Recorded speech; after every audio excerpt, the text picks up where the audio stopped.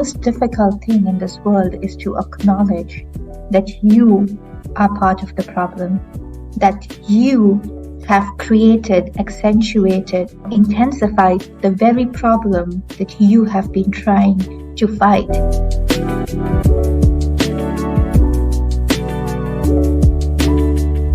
Welcome to The Problem with Partnerships, a Building Peace podcast series from Peace Direct.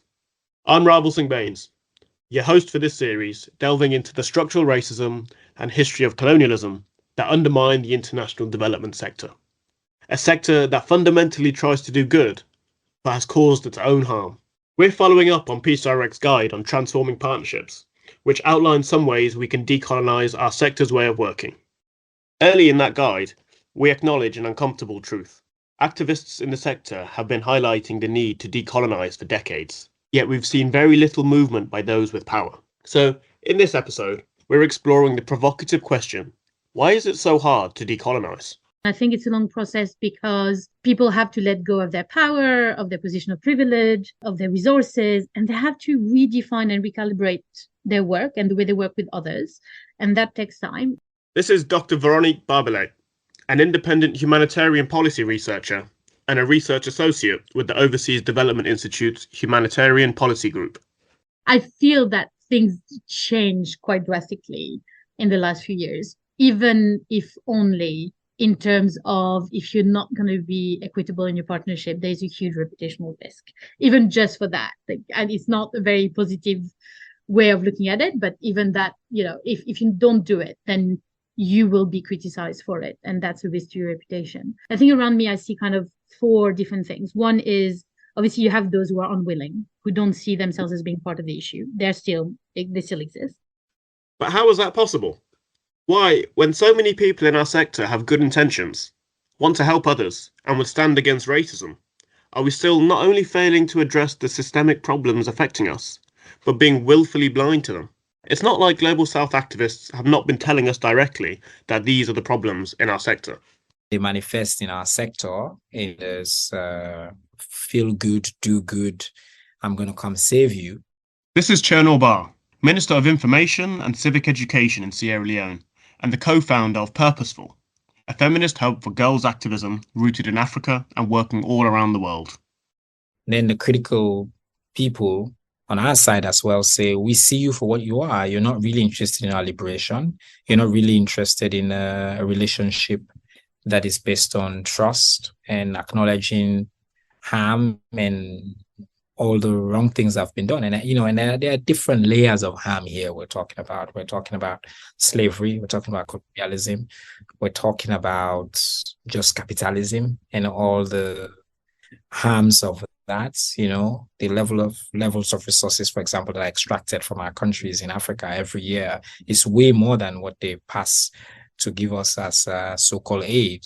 We're stuck in terrible deals that are just inherently unfair. So there's that. And then there's also the harm of our sector, right? Years and years of exploitation to create an industry, poverty porn, as they call it, and years of degrading and inhuman images of us. So there's all these complex, intertwined levels of harm. But there's really the problem with this transformation conversation is very few people are willing to start by even acknowledging all that harm. The assumption is that good intent, to the extent that it's packaged as that, is sufficient. That, there may have been harm, but we meant good. That doesn't do me any good. And it doesn't even start to address the fundamentals here. The most difficult thing in this world is to acknowledge that you are part of the problem, that you have created, accentuated, intensified the very problem that you have been trying to fight. And that's the challenge. This is Gunjan Veda. She's the Executive Director of the Movement for Community-Led Development, or MCLD. It's a network that works to shift power so that low-income communities can achieve their own visions and goals. I remember this book which I had once read, which was by Banaji, and she talks about blind spots, and she talks about this, the not so good actions of good people, right?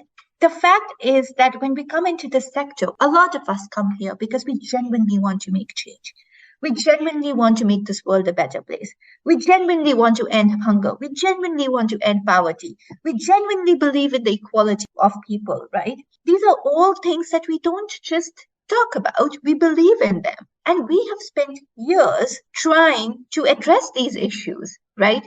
Now imagine suddenly you are told, but actually your actions was what was promoting these and perpetuating these very injustices that you spent your life fighting. People don't come into this sector for money, People come into this sector often, most often, because of that sense of a mission, of a purpose. Imagine being told that everything you have done towards that purpose that you dedicated your life to, that, your peers laughed at you because they earned way more than you, that they afforded all those fancy vacations that you couldn't afford for your kids even when they were asking for it. All of that was for naught because actually you were perpetuating that problem.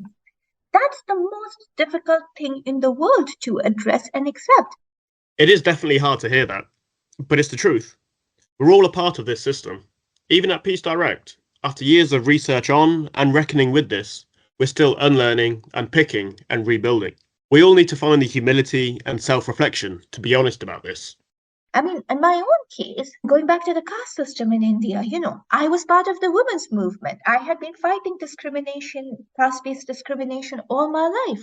And then in the course of writing that book, I suddenly discovered that I was practicing caste-based discrimination. And my immediate reaction was to lash out. My immediate reaction was like, how could it be? Right? I went home. I was furious at my mother. I was like, you did this, you did this. The fact is, there may have been a tradition that was passed on. I followed it blindly, just as she had. I was as culpable as she was, if not more, because I should have known to question it.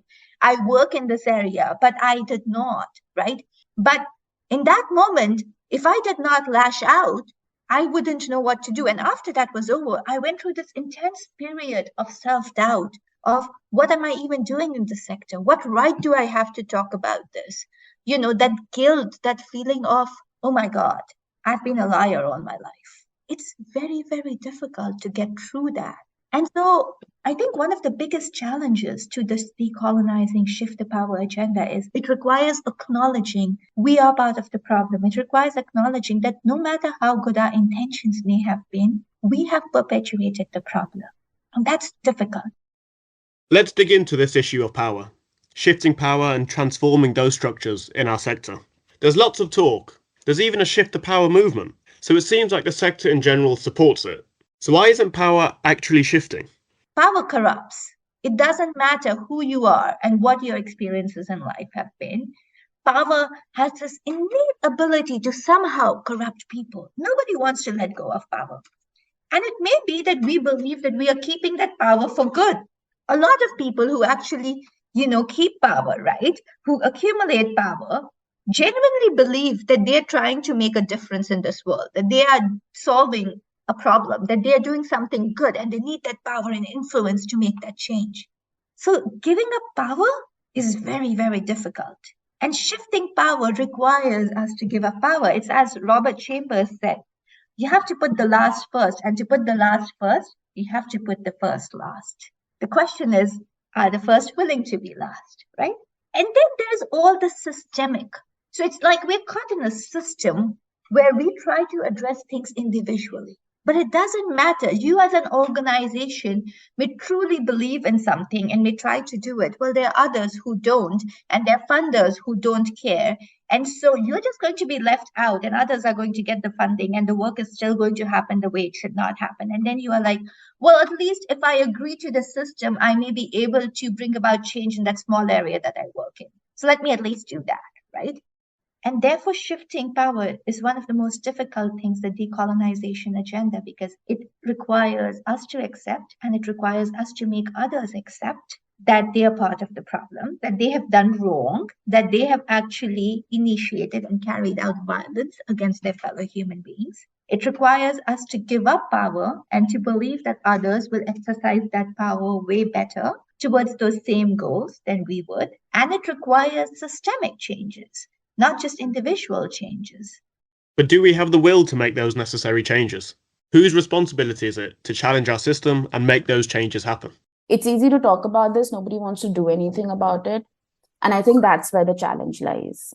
Ishani Ida Cordero is the Advocacy and Accountability Manager at Women Enabled International. She is a gender rights activist and human rights lawyer from India. But I feel like I would also go to the extent and to say that there is also a recognition of the power dynamics, not only a recognition of it by Global South, but a recognition of the dynamics by the Global North. Or how I see it, and this is sort of just my view of it, but how I see it is definitely that even though there is that recognition, nobody wants to dismantle that.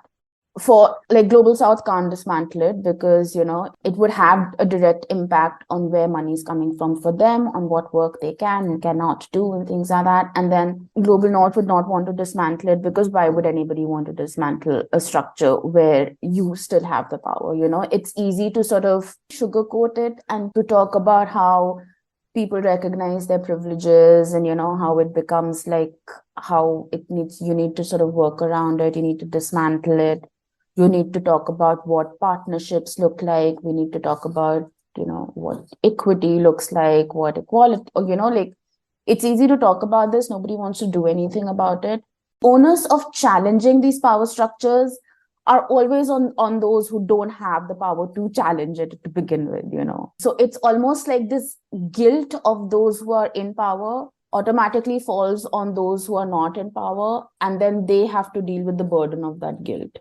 I always say there's no record in history of holders of power willingly and voluntarily giving up that power, truly giving up that power.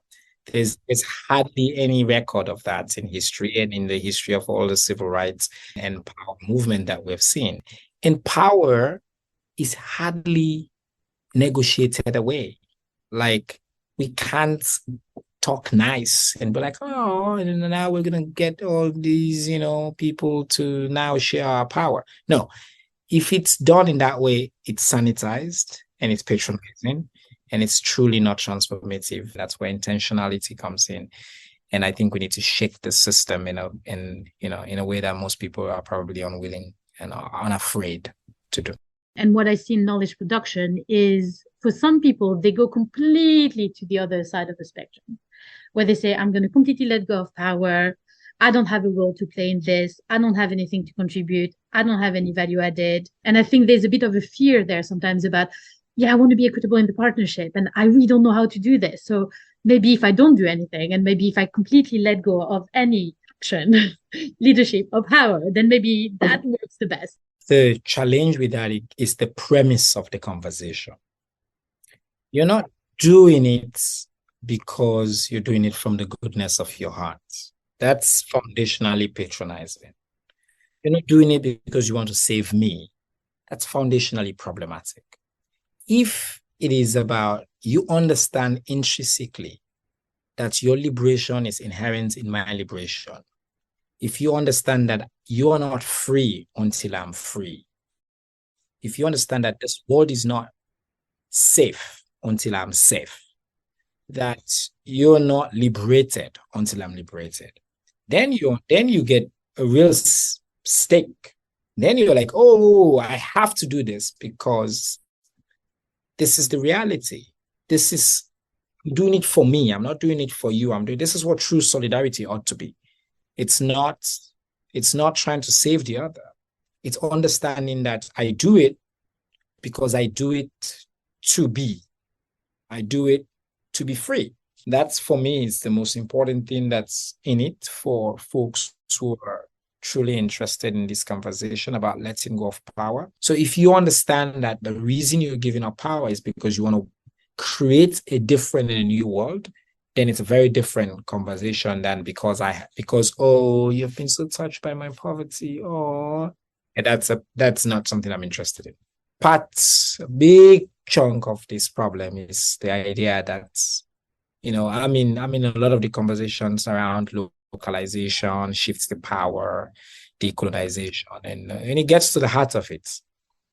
these bigger NGOs are not really interested. Very few of them are really interested in truly giving up power, because even the metrics that they have set for themselves for success are colonial and racist.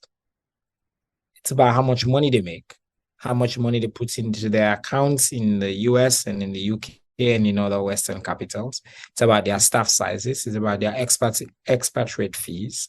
All of those things are about exploiting, taking away from us and not giving up power.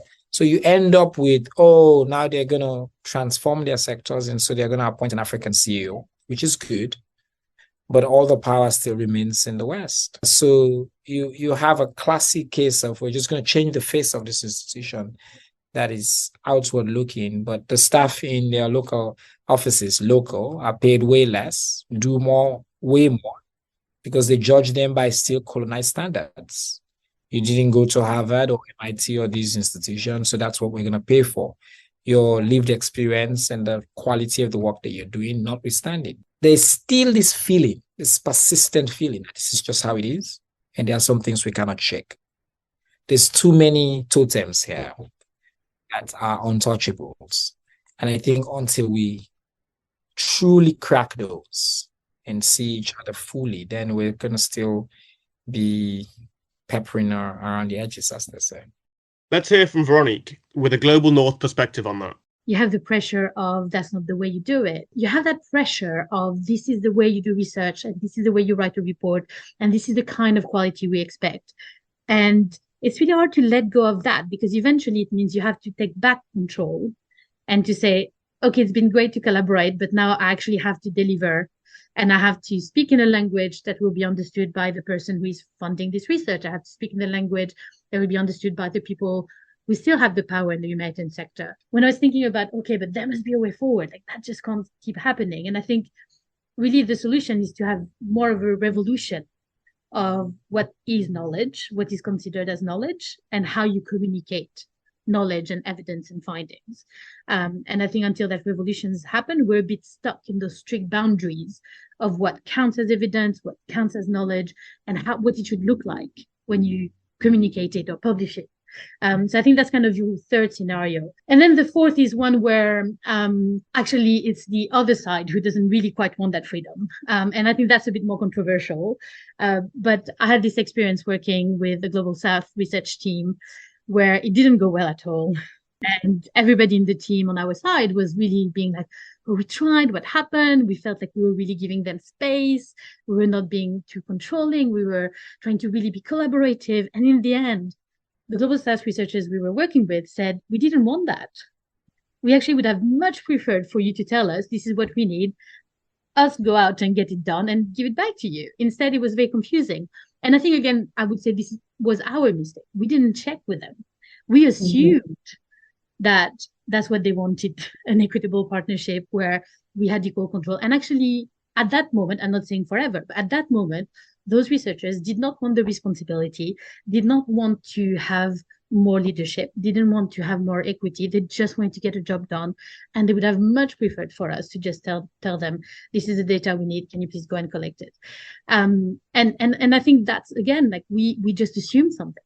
We assume that that's the way they want it to work. And partnership is not like this. Partnership should be about, you know, what do you want from the partnership? What do you want? That can we work together? Yes, we can. We want the same thing. We can work together.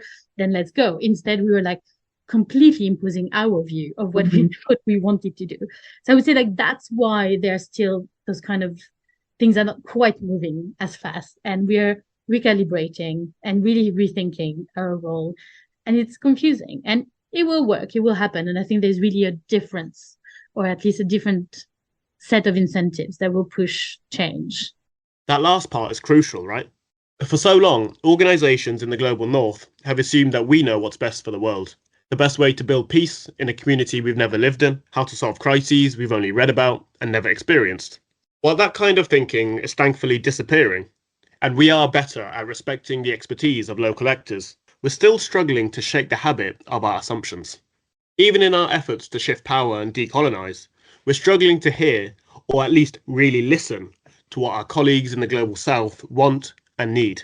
Decolonising means letting go of our assumptions, listening, not neo-colonially projecting our own beliefs. When I first joined the sector, I used to always hear our job is to work ourselves out of a job. Well, nobody genuinely wants that because you have a family to take care of and needs to take care of.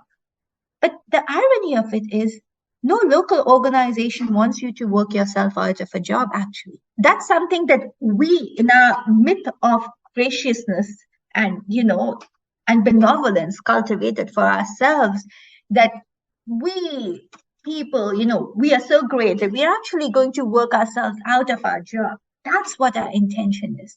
Speak to any local organization. They don't want the INGOs to go away. They just want the INGOs to change the way they operate and to treat them with respect and dignity. Thank you so much, Gunjan, for closing this episode with such a great message, which really gets to the core of the problem with partnerships and the struggle to decolonize: respect and dignity. We've also talked about intentionality and the courage to really take the steps needed to shift power and decolonize the sector. Listeners, I hope you've enjoyed and learned from this episode. For those in the global north, let's reflect on the assumptions we're making and start truly listening. Take a look at this week's show notes for an action pack and join us next week for our final episode. What is a decolonized partnership? For now, it's been a pleasure to host you on The Problem with Partnerships. Take care.